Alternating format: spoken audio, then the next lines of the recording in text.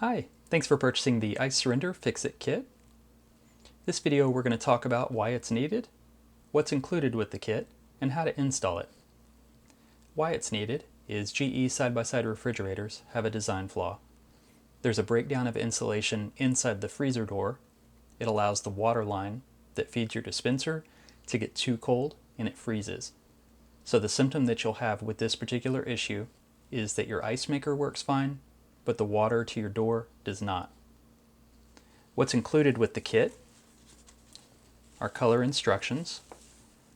They're step by step and very easy to follow. You have a dispenser heater, which applies heat to the outside of the door, right where that water line freezes at. Has adhesive sticky back, so you just stick it in place. You connect these two wires to your factory wiring harness with these two crimp connectors. There is no cutting of wires, which is really nice. You get an IceSurrender frozen waterline tool, which allows you to suck hot water into the tool, feed this small diameter tubing into the water line that's frozen until it meets the ice. You squirt the hot water on the ice, and that allows you to get your water working immediately. You get a couple alcohol swabs to prep the area before you use any adhesive. And then there's thermal insulation, which is foil on one side with some padding and then adhesive back. So you stick this to the inside of your freezer door and it keeps your door a little bit warmer than it would otherwise. The tools that you'll need to complete this job are a flat blade screwdriver, Phillips head screwdriver, and just a normal pair of pliers. Let me show you how it's done. All the voltages that we'll be dealing with today are going to be low voltage, somewhere between 12 and 14 volts DC. However, it's still best practice to go ahead and unplug your refrigerator just to avoid any issues.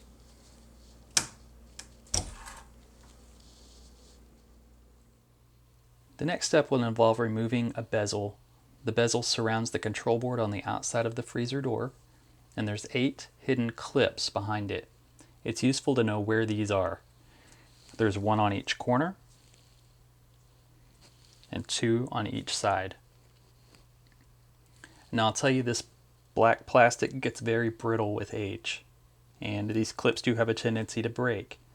The good news is this bezel is fairly cheap if you had to replace it, but most times if a clip breaks, it's really of no consequence. It installs back just fine. Let me show you how I do it.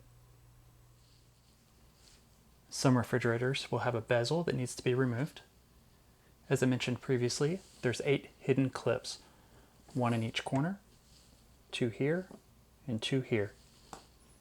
You'll find on the lower left and lower right hand corners, there's a little cutout where you can fit a flat blade screwdriver. Put that in and pull out towards you. That clip will come away. Now once you've gotten that corner loose, don't slide your fingers along the side. This will cut you. Work on the next clip by taking the outside edge and pushing it inward as you're pulling out towards you. Work your way along doing the same.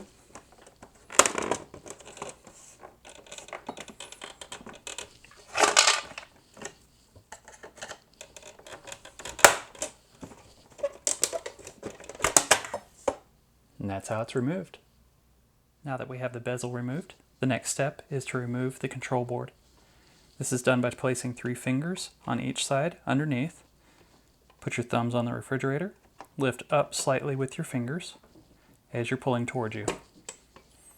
You'll feel it pull away, then you're able to flip the board over.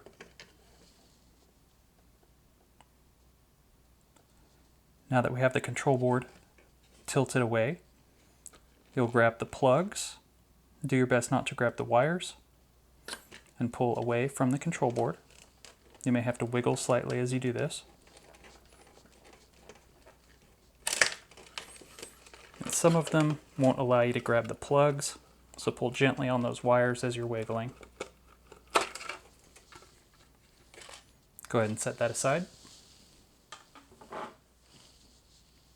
Now that the control board's removed, we'll have 4 Phillips head screws that we need to remove, one in each corner. Just a tip, when you reinstall this piece, make sure not to over tighten these. Super easy to do.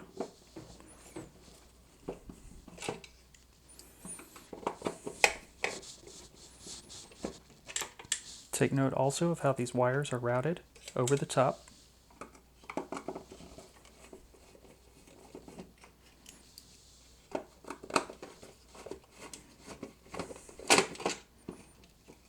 Once those 4 screws are removed, pull this piece straight out and set that aside. The next step, using the supplied alcohol swab, we're going to clean the area directly underneath this dispenser water line. You'll notice that that is in the same shape as this heater, so we're going to clean, make sure that it's dry and clean all inside that area.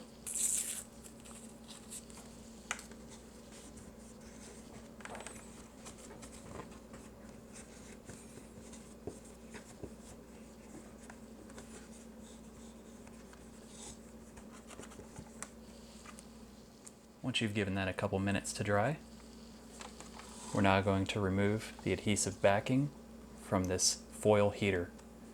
There's a paper backing. You'll notice it has a cut in it. That's not damage. That's designed so that whenever you install this, the foil will route around this dispenser.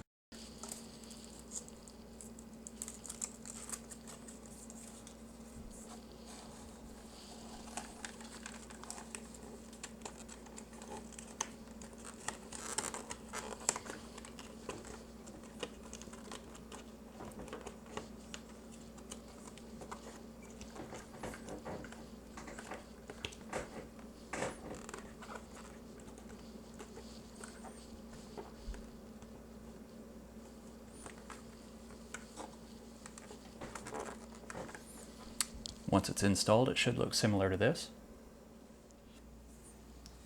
Once you have the dispenser heater in place, you need to reinstall this piece.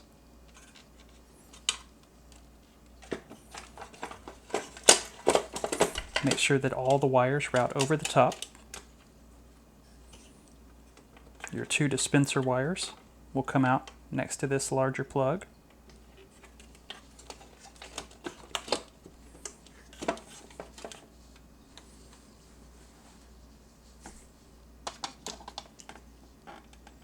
Again, just another reminder not to over tighten these Phillips head screws whenever you put them back in.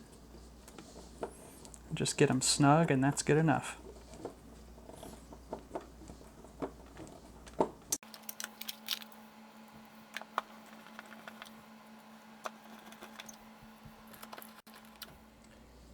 Now I've brought us in close to this wiring harness where we're going to hook up these 2 dispenser heater wires. Yours may or may not look just like mine. There's 2 different varieties. But the only color that changes is on this number 6 wire. Yours may not have 6 wires, it may have less, but it will have 6 spots right here. And the pins that we're dealing with are number 2 and number 6. So from left to right, it's 1, 2 is red, 3, 4, 5, and 6. That wire may change colors on you. Mine is black and white. Yours may be solid white.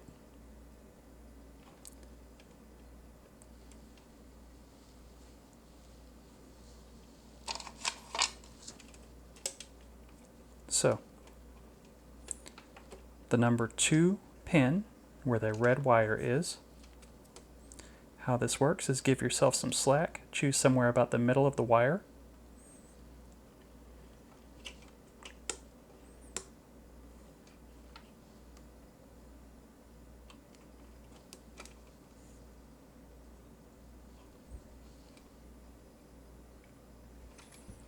and slide that wire in that cradle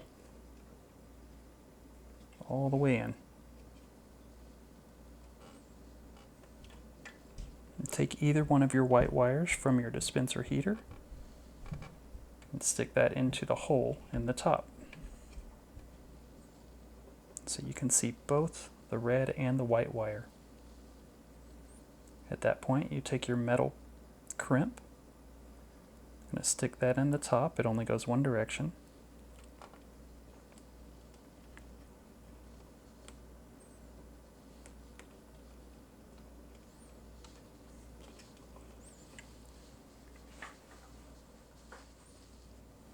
Then using your pliers, you'll crimp down on that metal crimp until it's flush.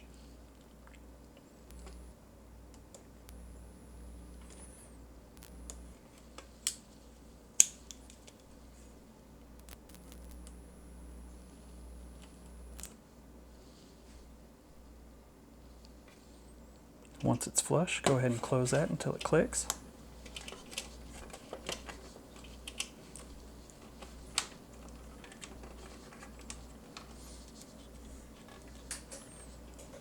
So you've just attached one of the dispenser heater wires to the red wire. That's crimped in place. Now we're going to have to do the same on the number 6 slot. 2, 3, 4, 5, 6. The very last wire.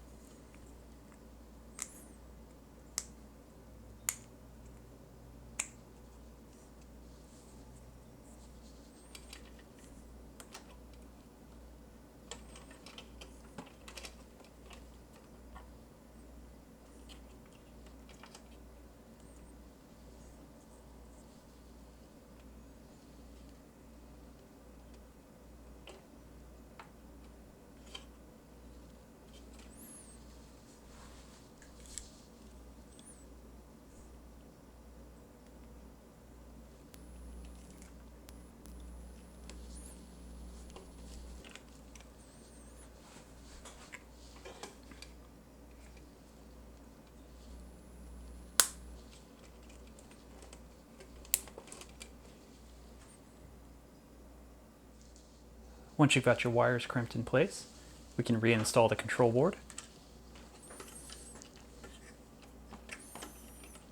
The wires only plug back in one direction, so you don't have to worry about that.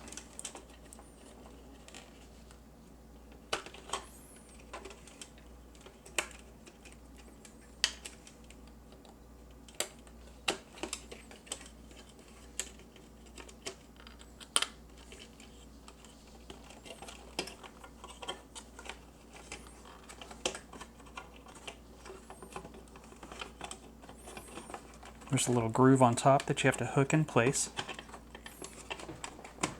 and then press down on the bottom. It should click in place. Now that that's installed, we can reinstall our bezel. Line up the clip holes on the sides.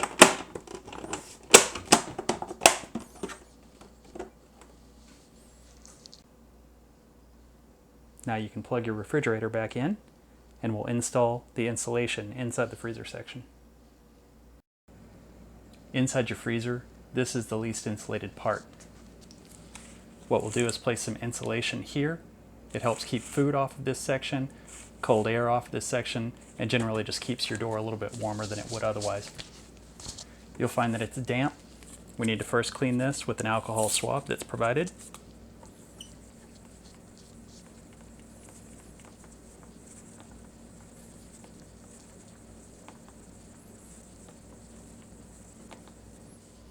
Once your door is clean and dry, take your insulation,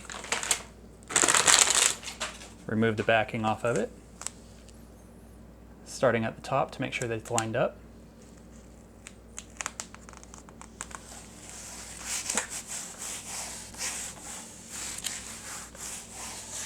Install the insulation, and you're done.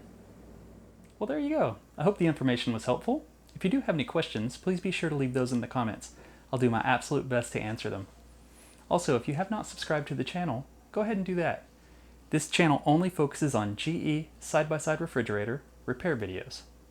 It's geared towards the do-it-yourselfer, so you may learn something, and you'll probably save some money in the process. Talk to you next time.